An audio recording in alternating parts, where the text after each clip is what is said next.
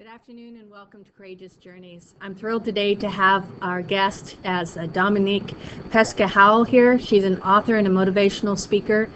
She's originally from Fresno area, and I am excited to hear all about her two books as well as what she's doing in the community to help others. Help me welcome Dominique. Thank you for coming so much. I really appreciate you coming and sharing your story with us today. So, Dominique, we're going to kind of go back from the beginning of before you started your book. I had the good fortune, she did send me, can you hear us?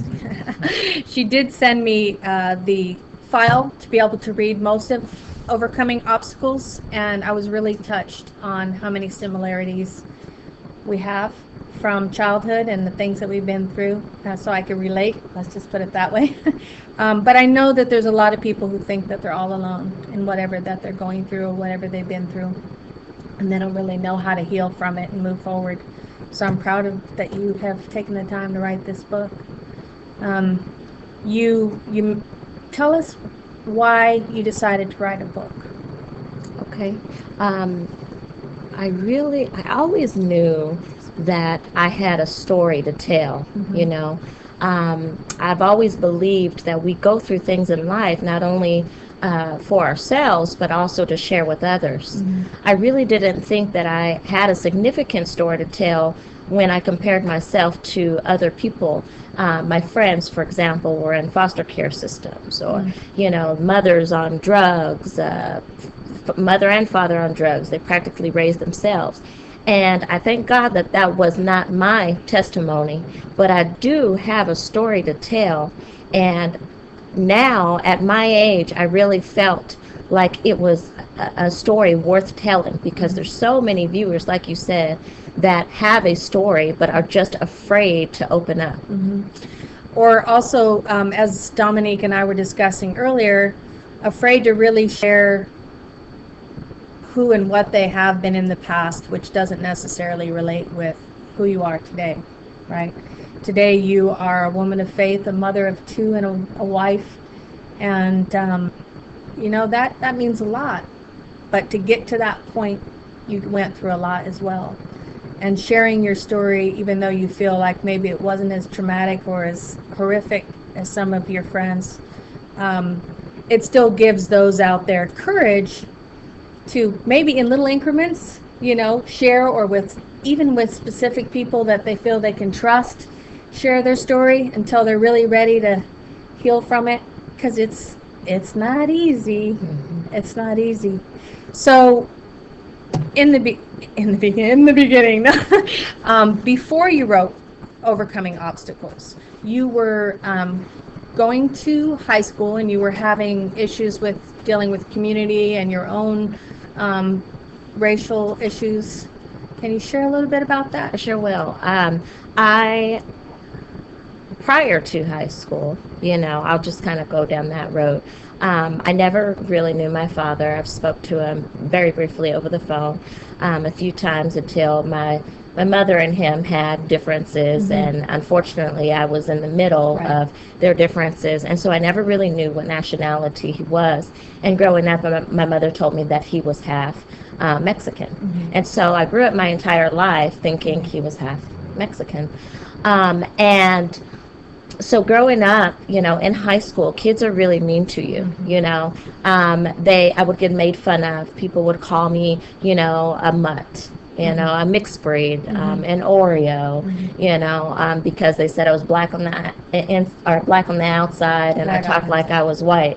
And so I really got made fun of. I mean, girls would come up to me and, jealousy, try to run their fingers through my hair to see if it was real.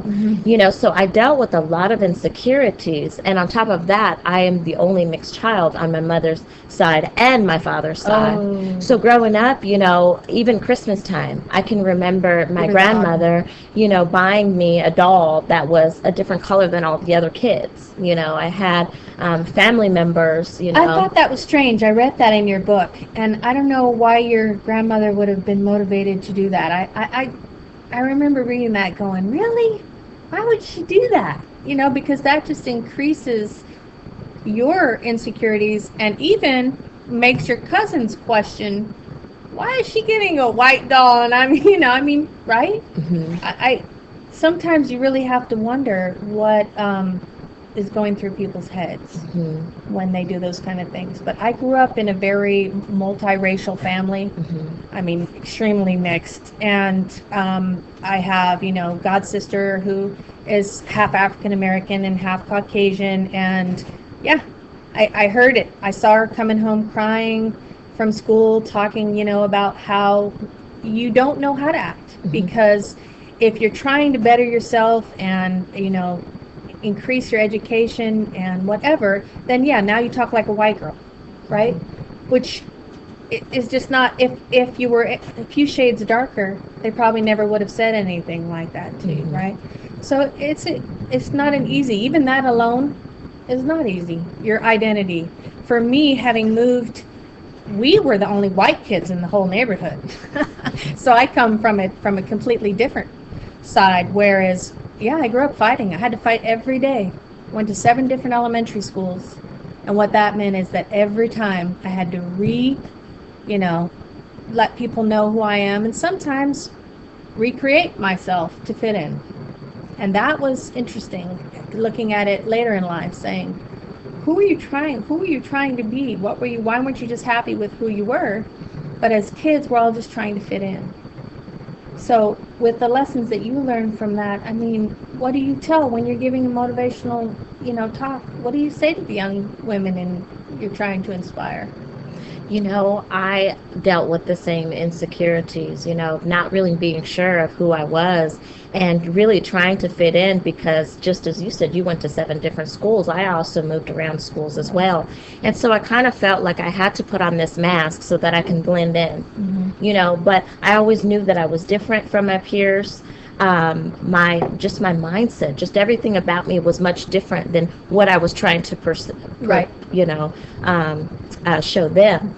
And so to anyone that is struggling, with their identity and really trying to figure out, who they are, when I accepted Christ into my life, that was when I fully believed that I was created in his image, and there's a scripture that says that you are fearfully and wonderfully made. You're wonderfully and fearfully made, and when I really started to accept who I was, and I got comfortable with knowing that I was a mixed child, but I was no mistake. Right. And so that's one thing that I share with my readers is our failures in life are only feedback. We may have been treated differently because of our skin color, and we still get treated differently because of our skin color. But at the end of the day, we are God's creation, and he loves us all, and he doesn't look at color. That's right. There's a beautiful song that actually I have a recording of that children sing, and it says, Jesus loves the soul, not the skin. And it's just so sweet hymn. And that I loved listening to that over and over again when I used to teach Sunday school, because it was just so sweet. So back to helping them feel comfortable in their own skin. That, no matter who you are, even like today, my children, even though you threw out the term there, mutt, I might be Caucasian, but I have English, Irish, American Indian, German, French, Dutch. And people say, oh, where are you from? Well, and I throw out, I'm a Heinz 57 or an American mutt. Well, then my children have a Greek father, so they're really toodaloo, all mixed up together. But in the Clovis School District, for instance, it's upper middle class, and a lot of children are fed, I'll put it this way, children when they're young, most of them are fed the ideas of their parents or the opinions of their parents, whether it's prejudice, whether it's politics, political view. They don't know anything about politics, most of them. I mean, even their parents might not have even really read and really know the facts, but they're feeding these negative ideas down to their children. And my children, having come from a background where we only got a minute left, and then we're going to cut commercial. But having come from a background where I taught them that we come from all spectrums of life, whether you're poor, no matter what color you are, to accept them for who they are, and to get to know them as an individual. But I'll explain to you and the audience what they suffer because of that. Thanks for tuning in, and we will be right back after this shortcut for commercial. This segment has been brought to you by Horn Photo in the Bellagio at River Park. For all of your photo and camera needs, go to Horn Photo in the Bellagio at River Park.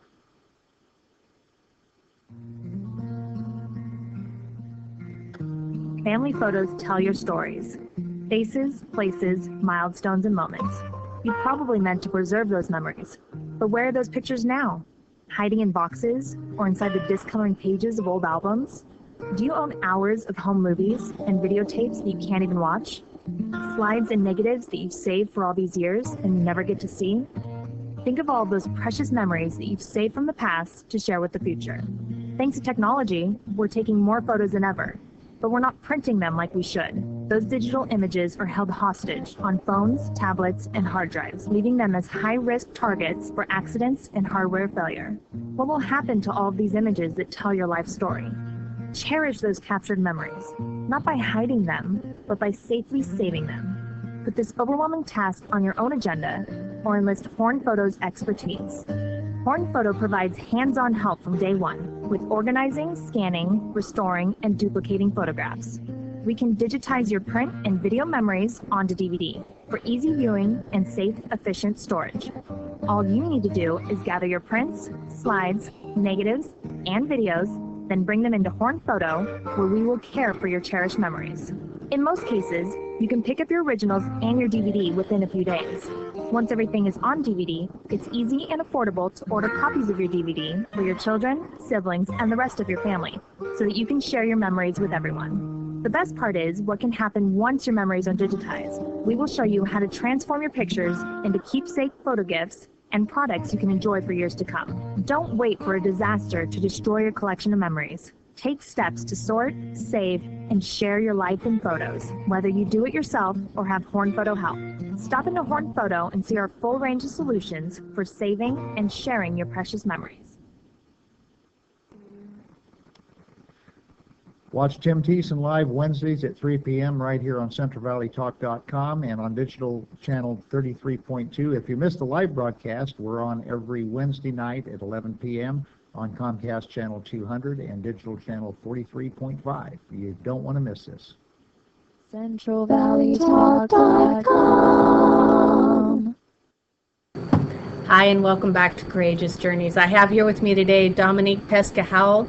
She's a local author and motivational speaker, and we are talking about children, our childhoods, learning from our experiences and helping others through dealing with them and sharing our stories. So we were just talking about children, how they feel at school, the kind of things that they go through no matter which side of the coin they're coming from. And what I was sharing with you was that my children, because they were taught to love people regardless of their ethnicity, the color of their skin, their culture, any of that, would come home in tears throughout the years, not understanding why their friends were being treated the way that they were being treated. And trying to explain that to children is so challenging when you can't understand it yourself, other than explaining to them that, through ignorance and not knowing enough about each other is how that continues. So you, during the break, were talking about your daughter, and she just started school this week too, right? Yes, she did. Yes, Haley. She's 6 years old. Mm-hmm. Yeah. She's in first grade or kindergarten? Second grade. Oh, bravo! Mm-hmm. Oh, she's a smart grade. one, huh? Yeah, she is. And what kind of challenges is she going through? Right now, the school that she attends, unfortunately, she's the only African-American child, although she's mixed up, she's all mixed up. Mm-hmm. Like you said, we're all one big melting pot. She closely identifies to being African-American, the same with Mm-hmm. me. My mom said, you have a drop of black and you're black, and so we really, in our household, we really embrace all cultures. We really do. We love everyone. We have, those values where skin makes no difference, skin color makes no difference, And unfortunately, my daughter is coming home now saying, why am I so different than all of the other kids? She's coming home trying to speak Spanish and saying she's the only, kid that's that's African American in her class, and she wants to be just like them. Right. So I could see, little bits and pieces of her trying to, blend in, but she's a leader. Good. She is a natural born leader, and so that is something that her and her dad and I really tried to instill in her, is that you don't need to be a follower, because Right. you're a leader. You lead the way, and you need to be proud of who you are, inside and out. So we're starting to see some changes. One six is a really kind of turning point for a lot of little girls, especially smart ones, that they really own their own character, and you can see that coming out in them. That leadership quality, and she's so fortunate to have parents that are encouraging that.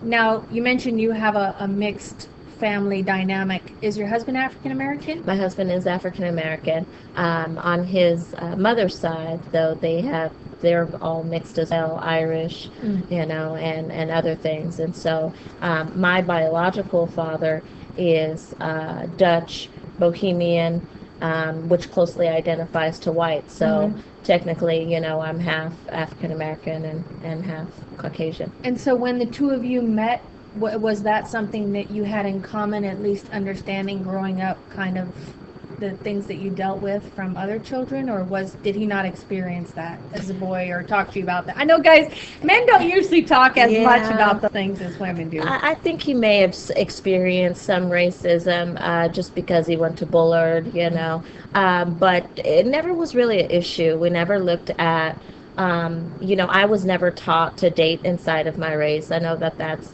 an issue in some families. People say, stay within your own race. But my mother was actually the one who broke the norm, because she was the one who dated outside of her race, who married outside of her race. And so that was never a problem for us. We never really had that conversation. And surprisingly, though, from reading the book, I'm sure you found out that I actually found out years later, when I was 25 years old, that I was half white. Right, you didn't realize it growing up. I didn't know it growing up because it was never mentioned. My mother always told me that my father was Hispanic, and my mother's boyfriend, who practically raised me, was Hispanic. And so that I didn't catch for some reason. Yeah. I must have, when highlighting, have missed it. So you did identify then with Hispanic culture. I did. Unfortunately, a lot of people, made fun of me. They started doing my hair, and trying to identify with that specific culture, when I was going through that identity crisis. So who made fun of you? When you say a lot of people, was that family and friends? Or? Family, friends, people at school, and as you said before, I mean, kids are just mean and cruel, and so racism is real. We experience it everywhere we go, but I cannot allow that to be something that holds me back, right? I know that I have a great call in my life, and when God calls you, it's not to a specific color, to a specific gender. He's speaking to you. And when you say God calls you, so in sharing your story, do you believe that God wanted you to share your story and inspire other women to be courageous? I know without a shadow of a doubt that is what inspired. I've always wanted to write a book since I was in junior high, as I mentioned in the very beginning. And my mother passed away in October 27th, 2010, which happens to be my mother-in-law's birthday, and when she passed, I went out to her gravesite. And it's kind of weird. It's going to sound kind of weird, but it was almost like a dream. All of a sudden, the clouds started getting really dark. And I said, Mom, you had so many gifts and talents that you wanted to share with the world. She was a great florist. She was a florist here in town? She was a florist to her family members. Okay. She never took her talents outside of, her own little box. And when I said that, the clouds started to get dark and it started to rain. And I looked to my right, and the same funeral home that buried her was next door burying a baby. And clearly I heard, time waits for no one, the time is now. And so at that instant, I knew that it was time. It was time for me to share, my gifts and talents with the world, because time waits for no one. I didn't know, as I was getting ready for work, that my mother was going to pass. The night before it happened, God gave me a scripture, and he said, my grace is sufficient For whatever you go through, my grace is sufficient. And I did not know that the next morning I was going to wake up and my mom passed. Don't you love when scripture speaks to you? Love it. I don't think it's strange, because a lot of people, when I'm telling them what I'm going through right now with my own personal journey to grow closer to God and to learn more from scripture and to have the courage to do whatever his will is, it's not an easy thing. And it's not an easy thing for most people in society to understand.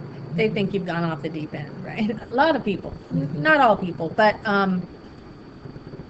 recently for me, almost every single day, and I might not realize it that night when I'm reading, but it will come to clarity the next day when whatever it is happens, ties all that together. So much so that you really have to stop and listen.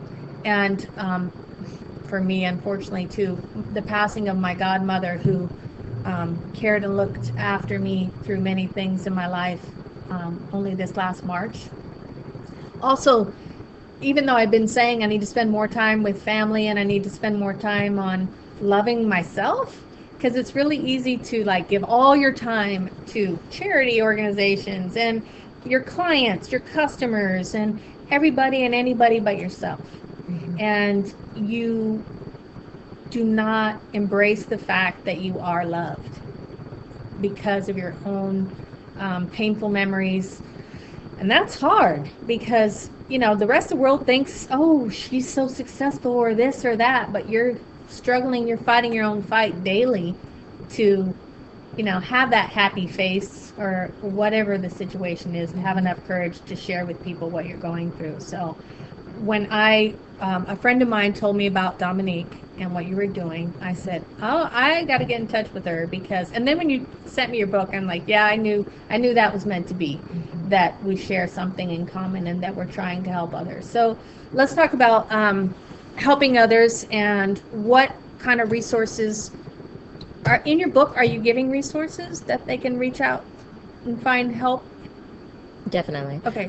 In the book, I kind of go over, addressing those obstacles. The book is called Overcoming Obstacles While Rising to the Top. The name of the book came to me, actually, I was driving one day and I was frustrated and I was coming home from work, and I cried out and said, Lord, I know that there is more to life than just going to work and paying bills and going home and cooking, cleaning, taking care of kids and going to bed and doing it all over again. And I said, use me as a tool to help save souls. And at that instant, he gave me the name of this book and all of the chapters that are in the order that they're in. And so I believe that it was divinely inspired. It was time. Clearly, as I heard, it's time. It's time. Our time waits for no one. We're not promised tomorrow. We're not guaranteed tomorrow.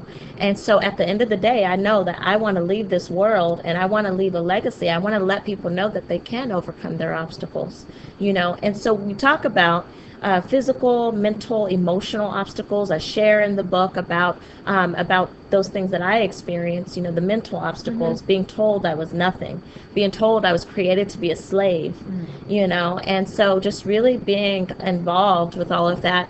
I go a little bit into goal setting, checking your relationships, the friends that you have around you, and I call them dream killers. Talk about that, because I liked that. I liked that part of the book a lot, because it's critical. I tell people all the time, sometimes you got to cut off the people that you love for a period of time, or at least redirect the conversations or whatever it is, because they're dream killers. Their negativity is just trying to pull you down. So you share with the audience kind of a little bit about that and what advice you give on that. Okay. One of the things is who's in your circle. They say birds of a feather flock together, right? That's a saying, that people say. But I don't believe that's always true, because I had a lot of people around me that were doing things that I wasn't involved in. See, again, I was always the different one in my circle, and I never understood why. When they were out, doing their own thing, so to speak, I won't go into details, but I wasn't that type of person. I wasn't out. I had that leadership, capabilities, knowing that the decisions that I make, I know are going to affect my tomorrow, So I really try to surround myself around positive people. I thank God that I had some really good mentors growing up. I have an aunt, my Aunt Valerie. She's a nurse. She lives in Denver, Colorado now, but she really inspired me to really just move forward. The sky's the limit, and so if it weren't for those positive people in my life, now I'm surrounded by positive people. My mother and father-in-law are pastors of a church. Who would have known that my mother was good friends with my mother-in-law, and my mother passed on my mother-in-law's birthday. That's obviously there. A clear indication that it was supposed to happen, right. Like that. And so when we talk about friendships and we talk about people that are in our lives, we really have to look and see if those people are really for us or are they against us. We have relationships sometimes that we just don't want to let go of because of familiarity, because of, maybe we see something and someone, maybe it's just an attraction of some sort, but we have to really, I had some friends that said they were for me and would laugh and joke in my face, but then talk about me Right. behind my back, Right. And so if they're not for you, they're against you. Yeah. And so you really want to surround yourself around people who are going to help take you to the next level, not bring you down. Yeah, and who will also give you positive criticism, because there's a difference between trying to derail you from your goal and giving you positive criticism.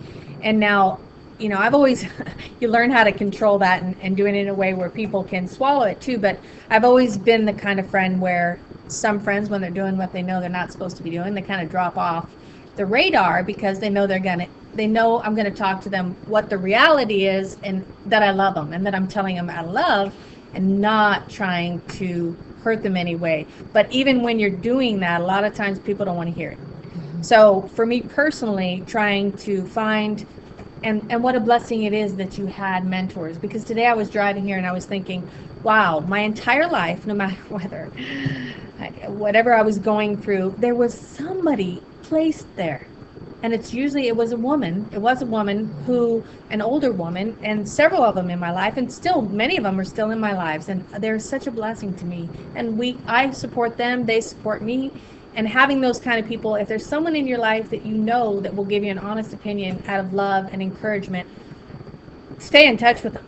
And no matter what you're going through, pick up the phone, call them, say, I need to talk, let's get together. Whether you're younger or my age, which I'm, quite a bit older than you, but we're going to break for another commercial here and we'll be right back. Thanks for tuning in. This segment has been brought to you by Horn Photo in the Bellagio at River Park.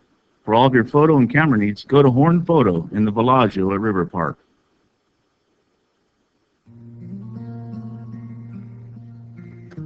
Family photos tell your stories. Faces, places, milestones, and moments. You probably meant to preserve those memories. But where are those pictures now? Hiding in boxes or inside the discoloring pages of old albums? Do you own hours of home movies and videotapes that you can't even watch? Slides and negatives that you've saved for all these years and never get to see? Think of all those precious memories that you've saved from the past to share with the future. Thanks to technology, we're taking more photos than ever, but we're not printing them like we should. Those digital images are held hostage on phones, tablets, and hard drives, leaving them as high-risk targets for accidents and hardware failure. What will happen to all of these images that tell your life story?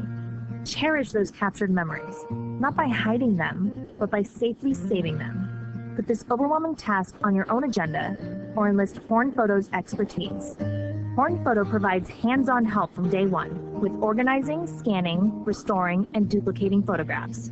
We can digitize your print and video memories onto DVD for easy viewing and safe, efficient storage.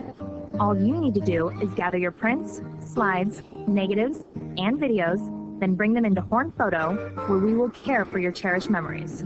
In most cases, you can pick up your originals and your DVD within a few days. Once everything is on DVD, it's easy and affordable to order copies of your DVD for your children, siblings, and the rest of your family, so that you can share your memories with everyone. The best part is what can happen once your memories are digitized. We will show you how to transform your pictures into keepsake photo gifts and products you can enjoy for years to come. Don't wait for a disaster to destroy your collection of memories. Take steps to sort, save, and share your life in photos, whether you do it yourself or have Horn Photo help.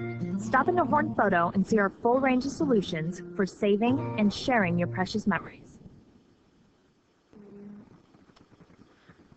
Watch Tim Thiessen live Wednesdays at 3 p.m. right here on CentralValleyTalk.com and on digital channel 33.2. If you missed the live broadcast, we're on every Wednesday night at 11 p.m. on Comcast channel 200 and digital channel 43.5. You don't want to miss this. CentralValleyTalk.com. Hi, and welcome back to Courageous Journeys. Dominique, Peska-Howell, and I were just talking about her book, and we're going to take a little look into another one of the chapters. Which one of those would you like to talk about? Let's talk about procrastination. Oh, that's a good one. Yeah, I think that's a huge one, because I think that is something that a lot of people struggle with, is procrastination. And a lot of people ask me about it.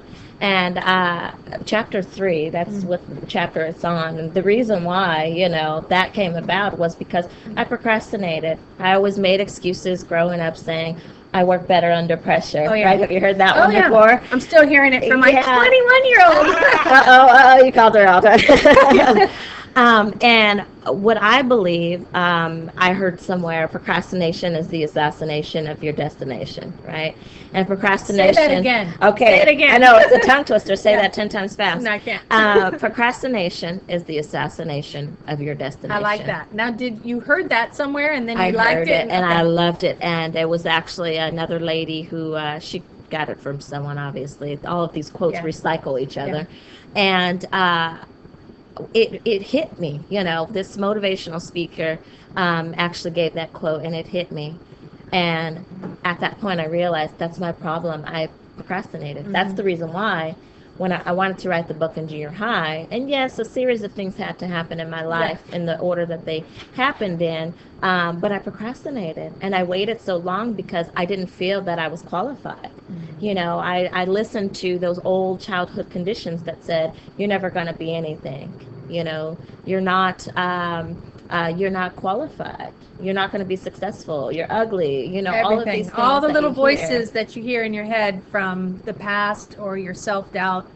Yeah, you've got to push those aside. You definitely do. And so procrastination, the meaning is to put something off intentionally, and so a lot of times there are things that we know we need to do them, Mm-hmm. right? Mm-hmm. But we put them off to a side as if they're just going to disappear. Make other things a priority and keep pushing them to the side. Exactly. And so when I came to the realization that was me. That chapter was written for me. It wasn't written for the viewers. It was written to tell a story of how I procrastinated.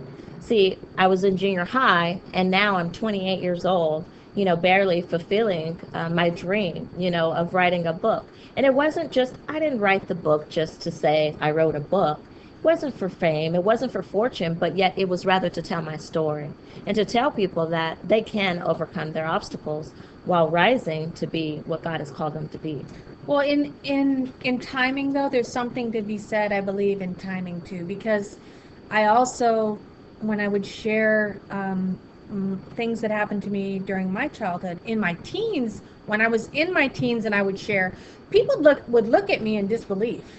They thought I was telling fairy tales a lot of the time, when in fact they were so far from fairy tales, and they were the real, true, painful. And sometimes it was easier that they didn't believe them. But I tried a couple times to write down my own story, and it's like therapy. It is not easy.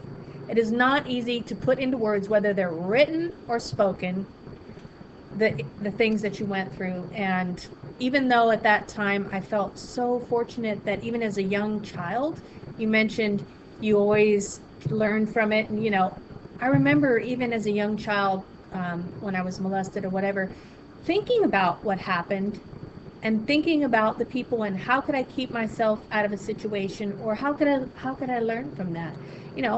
Didn't mean that I always took my own advice, but in in growing from something instead of being halted, where I know a lot of people that I grew up with, or family members for that matter, that choose to continue the, what's the word for this? Not hereditary. Choose to continue the legacy of abuse, of pain, not working through their issues, and then they pass that down to their own children, which is so sad. It's so sad. But that's the easy road. Mm-hmm. And I call that the easy road because to make that change in that path is not easy. And you come up against obstacles even from family who love you, Mm-hmm. right? To try and go another route that you know is better for you. Mm-hmm. You talked about the verbal abuse in the past from your mom and some things, even though you loved her and she loved you. Did you experience that too from family when you're trying to go and do better for yourself? I did, yeah, and kind of two-part to kind of what you were saying. One of the ways that I kind of escaped from my problems, was through journaling, and through writing, good for exactly you. like you said. It was a healing for me. But I used, back then, it wasn't called journaling, it was writing in your diary. Right. And until my mother found that, Right. and yeah, that was out the window, right? Now, you know It what? wasn't so How old secret were you? anymore. Yeah. Oh gosh, I don't know. Because I had that same Well, thing. by the I time used to that do that, and then she found out my godmother was reading it. But it wasn't that she got mad at me. Here's the crazy part: was she's all, "You need to write a book," and I'm all, "You're reading my private stuff." So I stopped. I Yeah, stopped me too. when I was 16. Yeah, I stopped around that time too. I stopped around that time. Because as you well. don't want her to know the Yeah, stuff. all the stuff, right? When you get a teenager. I did stop when I was 16. I picked it back up when I had my children, just because of the daily struggles. There's things that happen in your life that you really feel that you can't share with other people because you're afraid of how they may look at you, even your own family members. And I think one of the things with the book, I really didn't want to, expose anyone, but it was really a story that needed to be told. I mean, my story is a story of forgiveness as well. People make mistakes, people say things. Sometimes they're hurtful, and as you said, it's a generational curse. My mother cursed me out. My mother hardly ever said she loved me. She would show me through buying me things, but she hardly ever said that she loved me. But deep down, I knew she loved me. But guess what? The same thing happened to her. She was cursed out literally every day. She wasn't told that she was loved, and so she just passed on that generational curse. But I made a decision that generational curse was going to stop with me. I was not going to live in poverty. She really pushed hard about education. That was That's so good. important. That's really good that she encouraged you and didn't belittle you in that way. And she might have gone back and forth, but that encouragement is critical, especially with the education. Definitely. And so I know we kind of went on about other things. But on procrastination, did you procrastinate with your education? That's a very good question. Did you? Because I know I have those did. issues. My mother wanted me to be a nurse.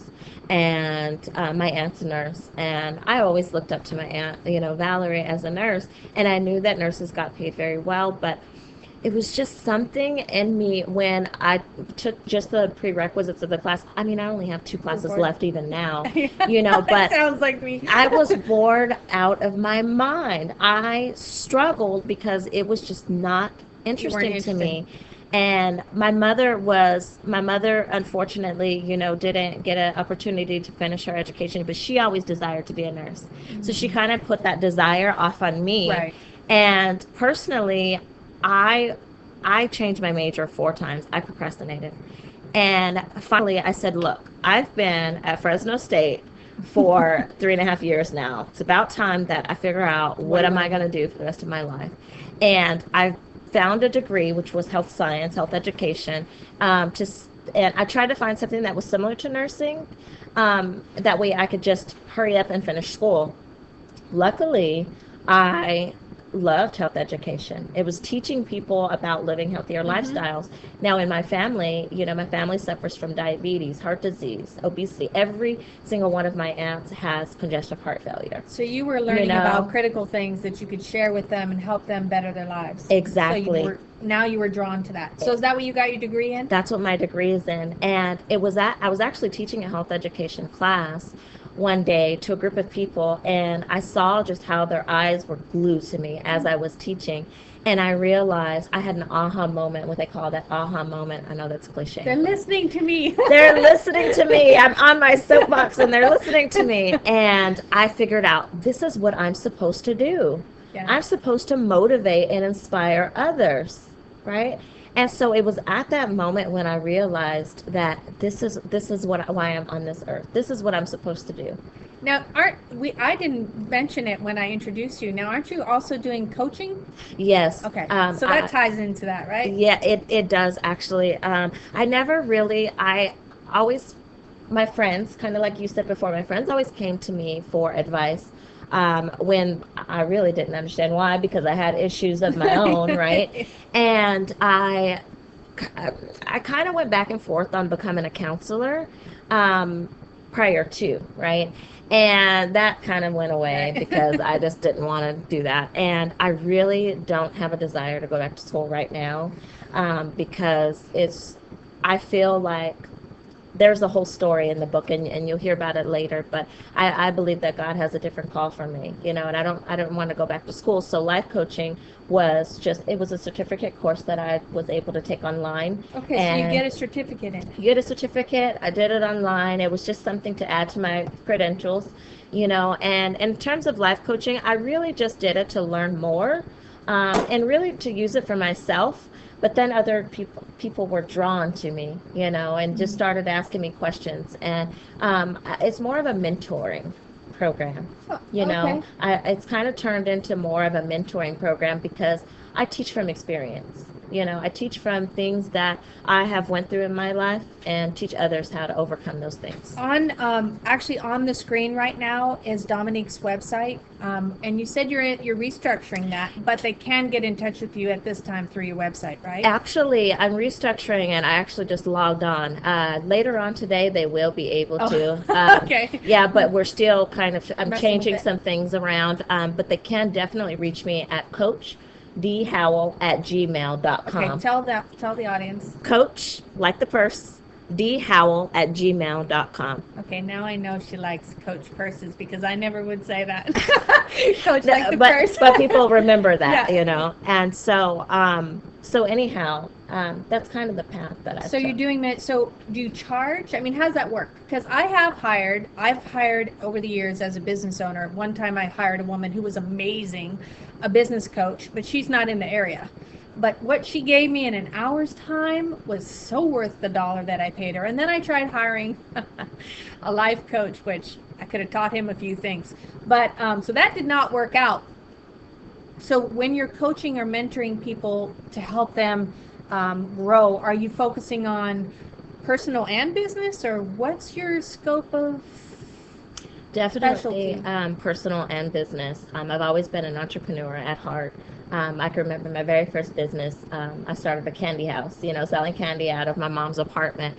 Then I made little lanyard keychains, and I do all these things to make, extra money. And I started a cleaning business when I was 19 years old. I was a broke college student. My husband and I would, clean, which it wasn't the fanciest job at all, but, we made pretty decent money for doing that job. And so I really became inspired by entrepreneurship, and I created and structured a business based off of my passion, based off of my skills, based off of, my education. Mm-hmm. And so I actually have a program called Passion to Profit. Passion to Profit. Okay, and what kind of things do you cover in Passion to Profit? So people who are interested could... Okay, and with that program, it's really about finding out what you're passionate about, finding out what it is that you like to do and turning that into a profitable business. And we have multiple steps on how to do that. I also have another program called Break Free, and that program is really based off of the principles of the book. It's really about breaking free, from those mental, physical, spiritual, emotional obstacles, those things that we dealt with or are still dealing with, so that we can break free from those things, so that we can truly live the life that we were called to live. That's really exciting. I'm glad to hear that, because, my children, I'm always telling them, they say, oh, I don't want to become a doctor. I don't want to do this. I don't want to do that. I'm worried about money. But finding what you're passionate about, most of the time, if you are creative and you really focus on that, you can find a way to turn it into your own source of income. We're going to break for commercial, and we will be back with you shortly. Thanks for tuning in.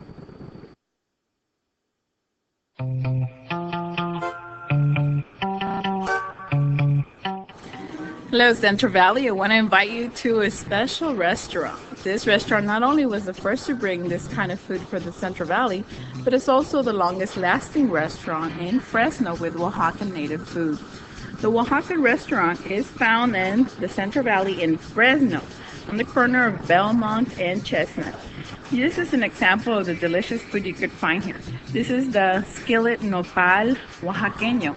This oven roasted nopal gives you a beautiful taste and texture and fiber for this. It's a fulfilling meal. Plus, this string cheese is special string cheese from Oaxaca. The owner takes pride in bringing fresh products. And of course, to close it off, we have fresh made corn tortillas. The good old.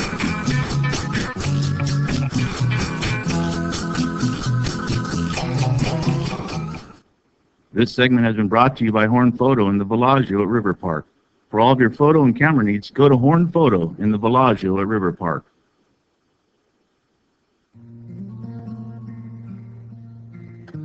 Family photos tell your stories. Faces, places, milestones, and moments. You probably meant to preserve those memories. But where are those pictures now? Hiding in boxes or inside the discoloring pages of old albums? Do you own hours of home movies and videotapes that you can't even watch? Slides and negatives that you've saved for all these years and you never get to see? Think of all those precious memories that you've saved from the past to share with the future. Thanks to technology, we're taking more photos than ever, but we're not printing them like we should. Those digital images are held hostage on phones, tablets, and hard drives, leaving them as high-risk targets for accidents and hardware failure. What will happen to all of these images that tell your life story?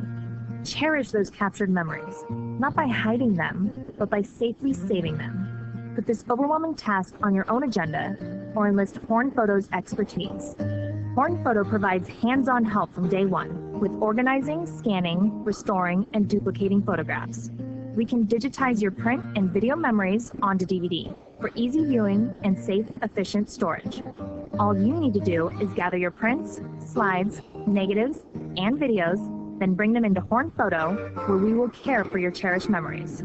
In most cases, you can pick up your originals and your DVD within a few days. Once everything is on DVD, it's easy and affordable to order copies of your DVD for your children, siblings, and the rest of your family, so that you can share your memories with everyone. The best part is what can happen once your memories are digitized. We will show you how to transform your pictures into keepsake photo gifts and products you can enjoy for years to come. Don't wait for a disaster to destroy your collection of memories. Take steps to sort, save, and share your life in photos, whether you do it yourself or have Horn Photo help.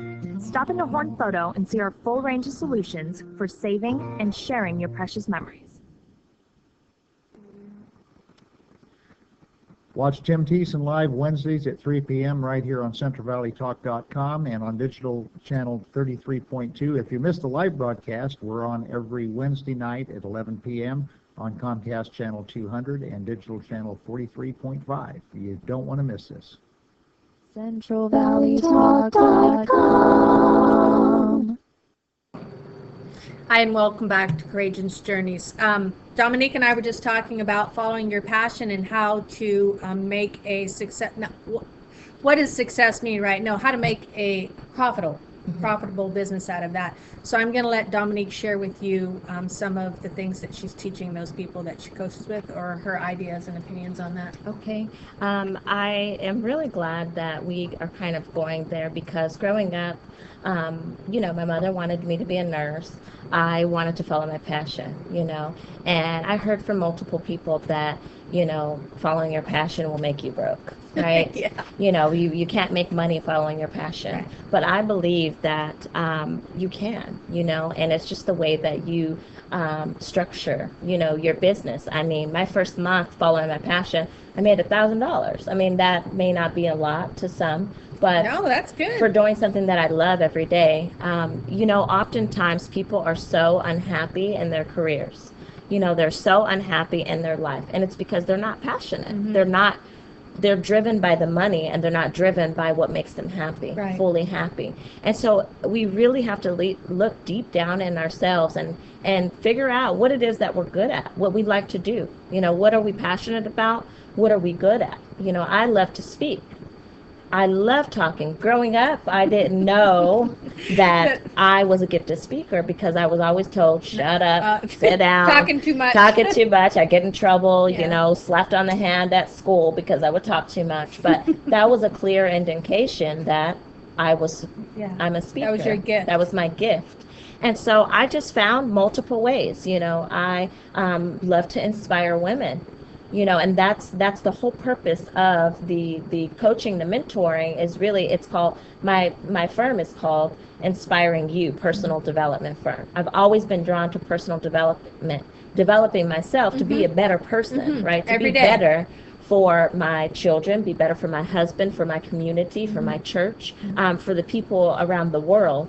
And so there's multiple ways. People just on Facebook, I posed a question, and 3 people responded to me. What was the question? The question, actually, I posted a scripture in 2 Kings 4, how there was a lady with oil, and she turned that into prophets, right? And the question was, what do you have in your home?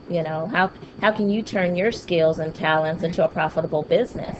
And so one person said that she has a whole bunch of scrapbooking materials. She's in a totally different field now, and she's very passionate about it.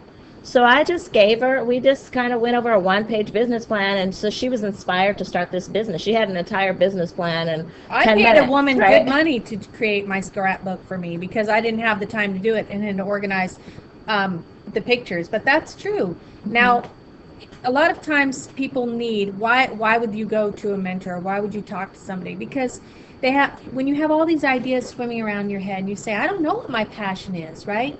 They need someone like you to sit down, find out more about them, right? And then I assume you're trying to get to know the things that they've done over their life and what they like and what pulls them in what direction to help them form that. Is that correct? Or? Yes, that is correct. And I truly believe, too, that, purpose and passion, they're 2 different things. We're purpose to do one thing, and we're passionate about another. But I believe that it all starts with finding out what your purpose is. And that's something I can help you with. That's something that you have to look deep down within yourself and really get in tune, with God to see why you're here on this earth.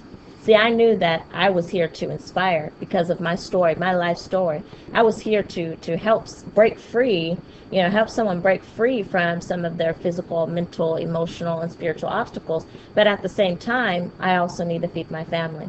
And so that's how I was able to form this business around things that I'm passionate about. Speaking, writing books, coaching programs.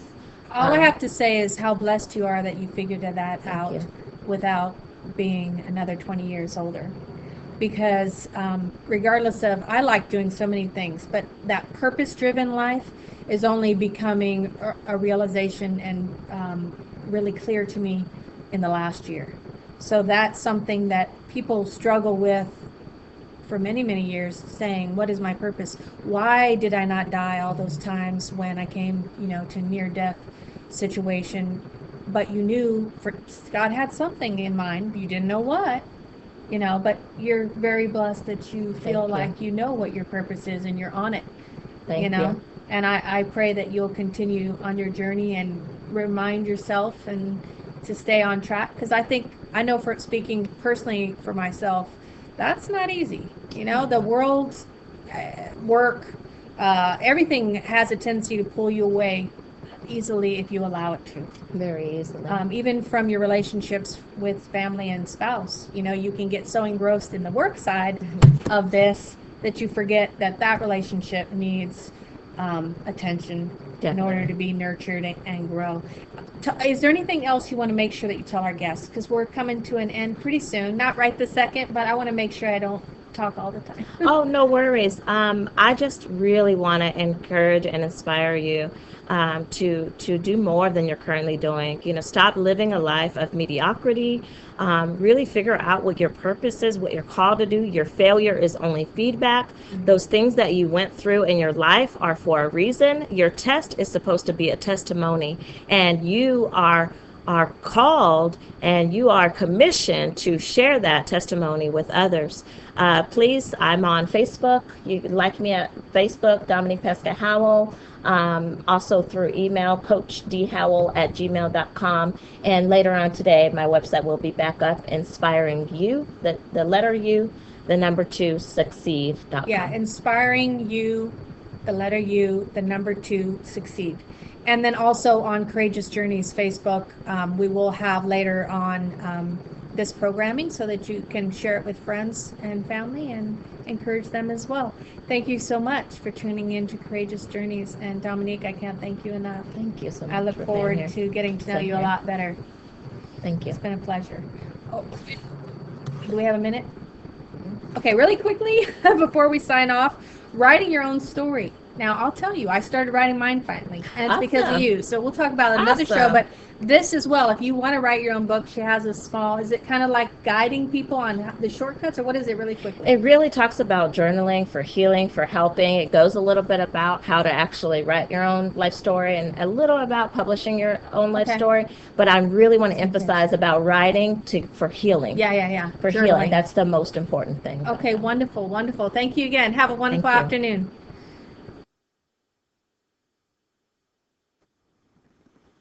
This segment has been brought to you by Horn Photo in the Bellagio at River Park. For all of your photo and camera needs, go to Horn Photo in the Bellagio at River Park.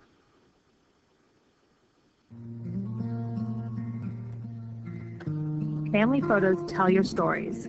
Faces, places, milestones, and moments. You probably meant to preserve those memories. But where are those pictures now? Hiding in boxes or inside the discoloring pages of old albums? Do you own hours of home movies and videotapes that you can't even watch? Slides and negatives that you've saved for all these years and never get to see? Think of all of those precious memories that you've saved from the past to share with the future.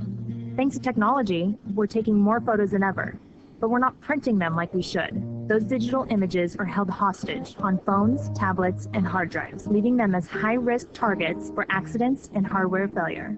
What will happen to all of these images that tell your life story? Cherish those captured memories, not by hiding them, but by safely saving them. Put this overwhelming task on your own agenda or enlist Horn Photo's expertise. Horn Photo provides hands-on help from day one with organizing, scanning, restoring, and duplicating photographs. We can digitize your print and video memories onto DVD for easy viewing and safe, efficient storage. All you need to do is gather your prints, slides, negatives, and videos, then bring them into Horn Photo, where we will care for your cherished memories. In most cases, you can pick up your originals and your DVD within a few days. Once everything is on DVD, it's easy and affordable to order copies of your DVD for your children, siblings, and the rest of your family, so that you can share your memories with everyone. The best part is what can happen once memories are digitized. We will show you how to transform your pictures into keepsake photo gifts and products you can enjoy for years to come. Don't wait for a disaster to destroy your collection of memories. Take steps to sort, save, and share your life in photos, whether you do it yourself or have Horn Photo help. Stop into Horn Photo and see our full range of solutions for saving and sharing your precious memories. Watch Tim Thiessen live Wednesdays at 3 p.m. right here on CentralValleyTalk.com and on digital channel 33.2. If you missed the live broadcast, we're on every Wednesday night at 11 p.m. on Comcast channel 200 and digital channel 43.5. You don't want to miss this. CentralValleyTalk.com